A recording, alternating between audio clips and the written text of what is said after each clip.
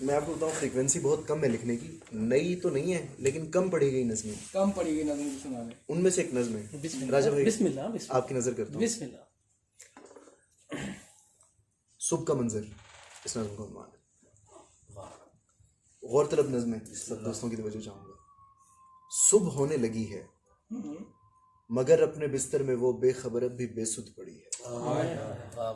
صبح ہونے لگی ہے مگر اپنے بستر میں وہ بے خبر اب بھی بے سدھ پڑی ہے.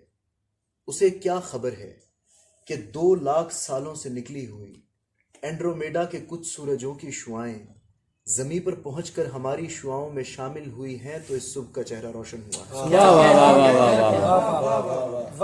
یہ 2 لاکھ سالوں کا لمبا سفر جس میں ہم سیپینز جنگلوں کے اندھیروں میں بڑھتے ہوئے اپنے کزنوں کی قسمت کے رب بن گئے,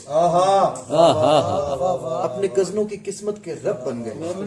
ان سے اتنا لڑے ان کی ناپیدگی کا سبب بن گئے,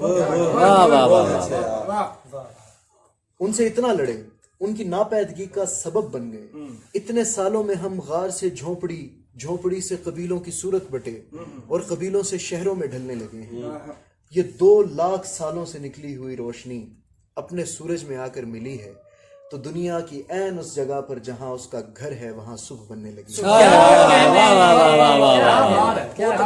2 لاکھ سالوں سے نکلی ہوئی روشنی اپنے سورج میں آ کر ملی ہے تو دنیا کی عین اس جگہ پر جہاں اس کا گھر ہے وہاں صبح بننے لگی ہے. زمیں پر کسی دن کی پہلی گھڑی ہے, زمیں گھوم کر اپنے بابا کی جانب مڑی ہے. زمیں پر کسی دن کی پہلی گھڑی ہے, زمیں گھوم کر اپنے بابا کی جانب مڑی ہے مگر اپنے بستر میں وہ بے خبر اب بھی بے سدھ پڑی. کیا کہنے